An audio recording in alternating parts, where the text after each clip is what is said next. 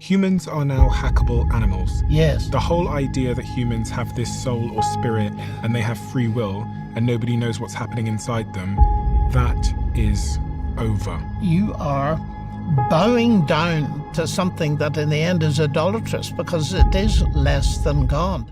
The word AI is on it. It says God, AI, and the end of history. Why are you so concerned, dare I say, about artificial intelligence as a leading pioneer in maths and sort of philosophical thinking? Well, because I'm interested in the bigger picture. Anything that raises questions about the nature of human identity. And I was first struck by the drive for artificial general intelligence. It's really become it looks as if it's the prime motivation of people like Sam Altman and so on. It is really hitting the headlines. But within that, there's the notion of transhumanism. What does that mean? The idea is that we go beyond the human. One of our most famous astronomers, Royal, he put it this way. He says, in the distant future, it won't be organic brains, it'll be machine brains. And he seriously believes, as do a number of scientists who are not science fiction authors, that there will be some kind of merger between humanity and machines to have a transhuman, something that's beyond the human, and something that is, they hope, super intelligent, got all the human properties and much more. Now, one of the people who's spreading that kind of transhumanist vision is the Israeli historian Yuval Noah Harari. And he's written a book called Homo Deus, the man God. And that really made me prick up my ears because I know enough about this book here, the Bible, to realize that the drive for humans towards self-deification is, yes, making themselves gods. And you see it all through history. The ancient Babylonian emperors were regarded as gods. The Roman emperors started calling themselves gods and all the rest of it. And what Harari says is the 21st century has two big purposes. Number one, to solve the problem of physical death as a technical problem. To solve death? Yes, solve death. Physical death is, in his view, a technical problem, and we'll solve it. The second agenda item, and he calls them agenda items for the 21st century, is to increase human happiness by bioengineering, cyborg engineering, mechanical implants, all this kind of thing, and turning humans, quote, into gods with a small g. In other words, this is the drive for a super intelligent human. We've only got started. And his point is, and from his atheist perspective, one can understand it immediately, evolution, unguided natural processes have brought us to this point. Now we're going to take it into our hands and we're going to engineer humanity into the future very rapidly to approach this superhuman thing. Now, I hear that and I see that, but I see that as huge implications for one of the fundamental teachings that's behind, I would argue, Western civilization. And that is the notion that humans, like us, are made in the image of God as rational, moral beings. Now, I got into this because some Christian leaders wanted to have a conference on AI, and they wanted it introduced from someone who knew something about the teaching of the image of God in Genesis and who had a scientific background and who could perhaps begin to lead them in to what was going on in the AI field around. And once I got into it, I realized this is a seriously important thing because we haven't got to artificial general intelligence yet. That's still a pipe dream, but it's improving all the time. But we've got far enough. That is to what's called narrow AGI, which most of the stuff that works is. And that is posing a threat to human beings at all kinds of levels. And I began to see that that was seriously important for everybody to take on board. So I wrote 2 books, one 2020 called 2084 is the title of my book, Artificial Intelligence and the Future of Humanity. And then the publishers asked me to update it in 2024. So there's a second edition, twice as big. And it is my main work on AI. That is not. That is a work on the Book of Revelation with reference to AI. The other is directly going into AI, pointing out its values, which I think are immense, particularly in medicine, but pointing out its dangers, which I think are immense, for bringing about a state in the world that none of us, I think, want. So let me just give some definitions then. Yes, sure. You use the term narrow AI. Yes. My definition of that is, and I'll put something on the screen for those of you watching, is AI that's focused on solving a very particular problem. So AIs that might be able to diagnose lung cancer or that do some sort of biometric data on your Apple Watch, very focused on solving a particular problem. AGI is artificial general intelligence, which is what's being built at the moment, and all the big AI companies are in a race to accomplish, which is a machine that could do any intellectual task a human can faster than any human, and would be super intelligent. So, you know, maybe one way to think about it, it would have a PhD in everything. That's right. That's a very fair summary. Narrow AI system does one and only one thing that normally requires human intelligence. AGI does the lot and more.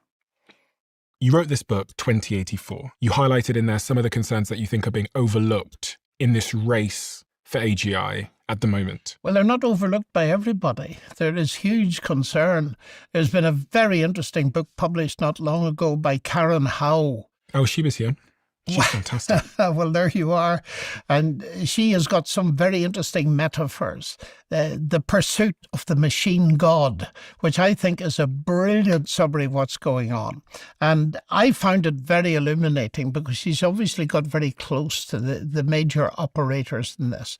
But if I step back from it, I look at AI like a knife. A good knife, you can use it for surgery or you can use it for murder. And that leads us into it immediately. AI, narrow, brilliant for picking out a terrorist in a football crowd. Also brilliant for suppressing a minority in China and bringing in a totalitarian state through social credit systems and all the rest of it. And in a way, we're sleepwalking into a future where we are gradually ceding control and information and data all the time, which could be used by bad actors against us. And this is the problem. I really, this question of what it means to be human in a world of AI, Yes. I think has been really front of mind for a lot of people. And like, where do we live or exist or find our purpose in a world where theoretically these super intelligent systems will reach AGI, which means they're more intelligent theoretically than any human on Earth. But at the same time, you've got these other advancements in technology like humanoid robots. Mm-hmm. Where these humanoid robots, there was a live stream I've talked about a few times, and I'll just throw it up on the screen really quickly, that shows last week a humanoid robot working on a production line for 8 days straight. And they show it up against a human being, and it beats the human being on the production line because it doesn't need to sleep. It just needs to be charged for a couple of hours to full power. And so you combine these two forces, super intelligence and the disruption. You know, you can think of it like one is disrupting this thing here, the brain, and the intelligence within the brain. And then the other technology that's emerged at the same time is disrupting my muscles and Yes. my mechanics. And the two come together to make, voila. Absolutely. So you face joblessness at all kinds of levels. And people are only beginning to realize the implications of that. And not just low-level repetitive jobs, it's high-level jobs like lawyers. And there's a deep-seated ethical problem running through all of this. And it's a very simple one. It's that technology advances much faster than the ethics that's needed to underpin it. And the difficulty is the people that have all the power will say, well, we need some ethical control of all of this, but we need to get on with the research to make it safe for you. So let us get on with it. And you can be a bit skeptical about the motivation there. It's a colossal power grab. And I do feel that the Christian faith has a great deal to say to this arms race, if you like. The power that is being forced in to having a technology that becomes the ultimate source of truth. Now, those two concepts, power and truth, clashed centuries ago in a very famous trial, and it's the trial of Jesus. And I used to wonder a lot, why is there such detail about the trial of Jesus, until I realized what it was about.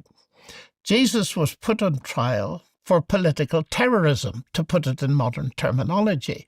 He was a threat to the Roman power base. And Pilate, the governor at the time, put him on trial and conducted the trial himself, which was most unusual, and said, "Are you a king?" And Jesus looked at him and said, "Well, not in the sense you mean. To this end I was born, and to this end I came into the world, that I would bear witness to the truth." And Pilate famously responded, "What is truth?" and went out and declared Jesus innocent of the charge. And then he said to him, just a bit later, "Don't you know I have power to crucify you?" And Jesus quietly said, "You would have no power against me unless it had been given to you from above." So there's one of the most famous confrontations between power and truth. And that statement that Jesus made, "I have come to bear witness to the truth," I regard that as the main motivation for my life. I'm trying to bear witness to truth as I see it at all kinds of levels in my own limited way. And that's what bothers me about AI. It's a reductionist. We're reducing people to machines. And you said to me a few moments ago that flagged up a thing in my mind that's very important. We need to be very clear what AI is and what it isn't. This is a machine. Machines do not think. Machines do not have qualia. They do not understand the redness of red. They do not experience emotion. They have no consciousness. And you see, I believe that the genius of God is that He's made you and me, and He's connected in us consciousness and intelligence. The machines are not conscious, but they simulate intelligence. And the experts are very clear that they're not trying to construct intelligence for a very simple reason. They have no idea what consciousness is from a scientific point of view. But they're trying to simulate intelligence and go as far as they can. And therefore, the danger is we anthropomorphize everything. We treat them as if they're conscious beings. And we need to step back and realize that we are conscious beings. And that gives us a supreme dignity and value. To reduce ourselves to merely machines, or on the other hand, merely animals, is to demean our value. And then where are you going to get value from? I've got a quote here that's linked to what you just said. It's from Yuval Noah Harari, who Yes. you mentioned. He says, "Humans are now hackable animals. Yes. The whole idea that humans have this soul or spirit and they have free will and nobody knows what's happening inside them, that is over." And Sam Altman said the most successful founders do not set out to create companies. They are on a mission to create something closer to a religion. And at some point, it turns out that forming a company is the easiest way to do so. And lastly, a former Google engineer said, "What is going to be created will effectively be a god. It's not a god in the sense that it will make lightning or cause hurricanes.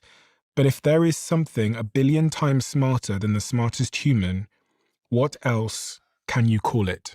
It's odd. Thank you for quoting that, because I was going to quote it to you. The Sam Altman's point about making a religion. And that is what is happening. And people have pointed out the obvious. Here you have a system, even now, that has got some of the qualities we normally associate with God. It appears to be omniscient. You can ask it any question. It is omnipresent through the internet, etc., etc. And therefore, already there are worship groups to worship AI. And some people welcome this and say, well, this is the way we should go. And other people say, just wait a moment. There's something very strange going on here. And in the end, you are bowing down to something that in the end is idolatrous because it is less than God. But it's very tempting to do that. I mean, people are basically praying to it now. They're confiding in a way that they might have. Absolutely doing it.